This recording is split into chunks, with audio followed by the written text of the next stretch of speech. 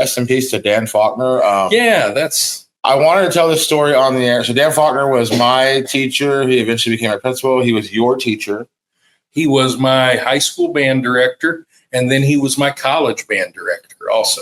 And then many years later, he was your colleague. When you were my teacher, Dan Faulkner. So anyway, Dan Faulkner, just a great educator as far as like the dude cared in places that I didn't feel like he should. You know, like he just really authentically cared about like things going right for the students and stuff. But like I love when I'm friends with somebody for a long time and then they haphazardly tell you an amazing story. So we were hanging out in the band room and there must have been like the Olympics or something. And Dan Faulkner tells us annoyingly tells us a story about how he sang on stage in a stadium during like the Olympics in the 80s and whatever. And then he tried to move on and we're all like, whoa, big dog. Like you're going to tell that whole. So anyway, he brings in a tape of it and then he's very upset by this story. And I get it as a musician, like anybody would be like, you know, if you got to sing at like an Olympic ceremony that was televised, a lot of people would carry that tape in their backpack and be like, hey, you guys want to see, you know, like he never mentioned it. Right. He was so mad about the whole thing because he said he showed up and it's like live TV, you know, NBC, whatever it was. And they tell him like, as he's walking towards the stage, oh, you're not live. We're playing your disc. Like, and as Dan Faulkner being a real musician, was not stoked about it. So like that's why he had like blocked this memory. But like that's crazy. And then like, you know, that song it's available on YouTube that he sang at the Olympics. I shared it the other day on the Elkhart tapes. To me, like that's kind of that whole story is like just like a great story of who Dan Faulkner was. If he wanted to, he could out talk anybody in the room with his accomplishments, his skills, his stories. He could outshine anybody in the room just by how unique and cool he was.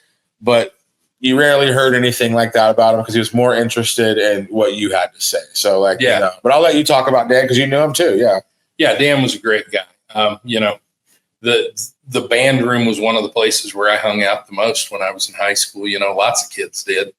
And he was a big part of that. You know, he was also around because his my dad and he worked together and were friends, you know, and so, and, you know, my dad had interests in music and things like that too. And so, and there was a point actually, when I think about it, that I think he lived across the street from us too. We moved around Hugoton a lot. And actually Dan and his family kind of did a little bit too. That's kind of part of being a teacher, I think. So yeah, but I do believe there was a point where they lived across the street from us, but yeah, Dan was a great guy, very talented guy. Just one of those guys that genuinely cared about kids and cared about what he was doing and was extremely good at what he did.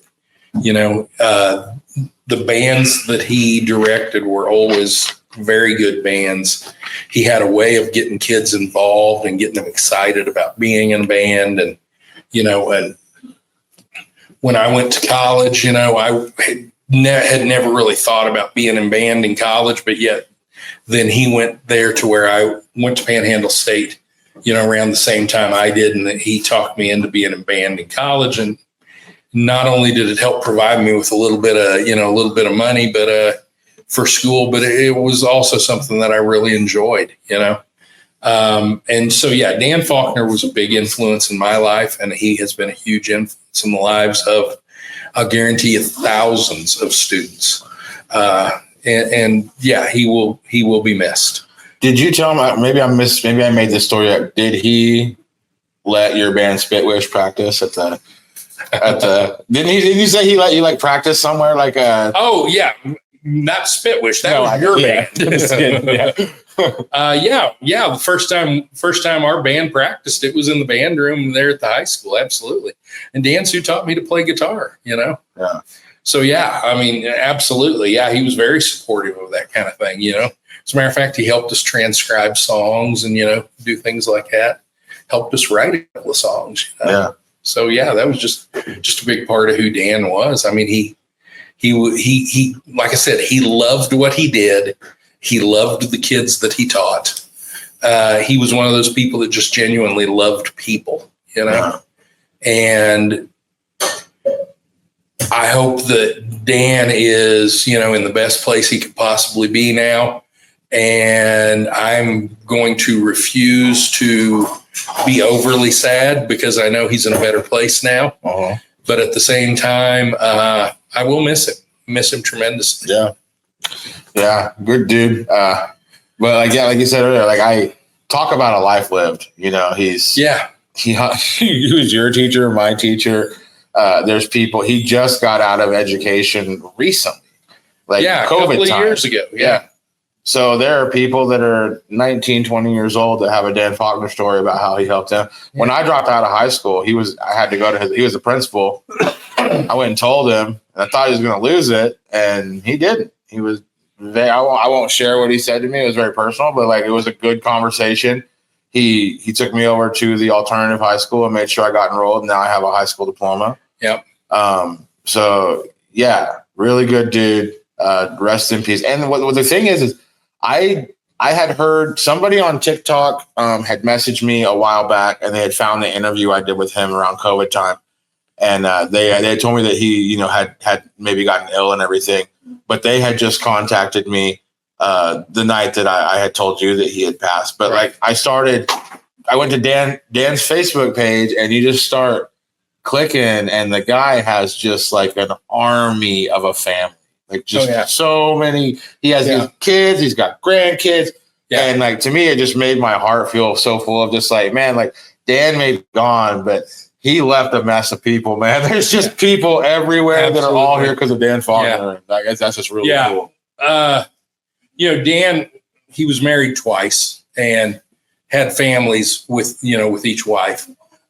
His older daughter, Dana, was she wasn't in my class. I think she was a year behind me in school, but was a friend of mine in school and somebody that I went to school with. Dana had a younger sister. Her name is escaping me off the top of my head. I can picture her face, but can't think of her name off the top of my head. So, and then later he married Melissa Daniels, and they had, I'm not sure how many children. I think maybe 3 together. I would say 3 or 4. I don't know, but they had a family together, and Dan had plenty of kids, grandkids. And he's an Oklahoma guy, which is crazy. Yeah. Like he in Hooker, I think, is where he was like the last where he was working for the school, right? Mm-hmm. So like really like the whole Huguenot and Elkhart, like that was him kind of leaving, Stevens County, Morton County's as deep into Kansas as he ever got. Yeah.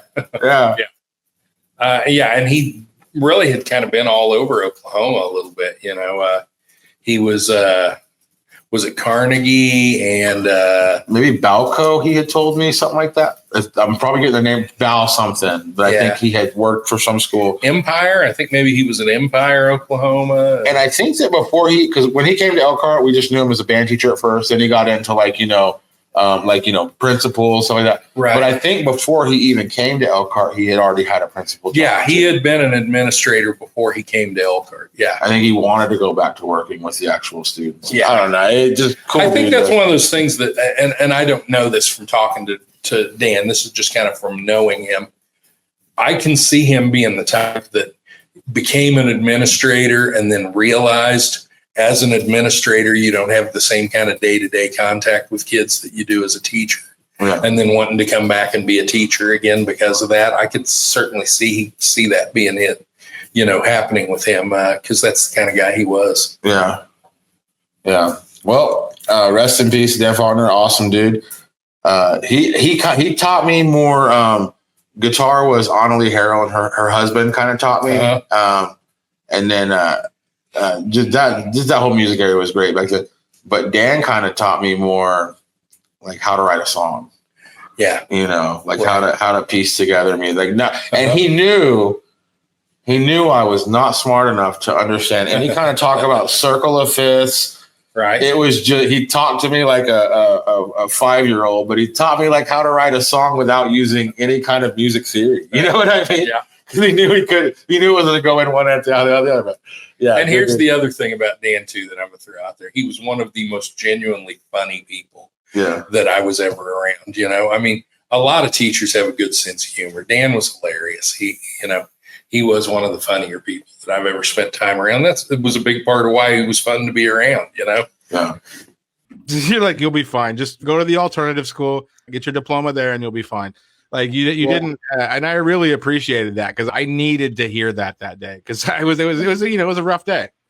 Yeah, well, it was a rough day when you came to see me, and I appreciated the courage that took for you to come to my office and talk to me, because a lot of kids would have just said, I quit, and that would have been it. But you had enough. We had tried to work through some stuff to help you stay in school, and I knew how discouraged you were. It broke my heart for you to quit because your heart was broken that you felt like you needed to. Yeah. As much as I appreciate education, there is more than one kind of education. I was thrilled that you went to the alternative school, and I still got to give you a diploma. It's a long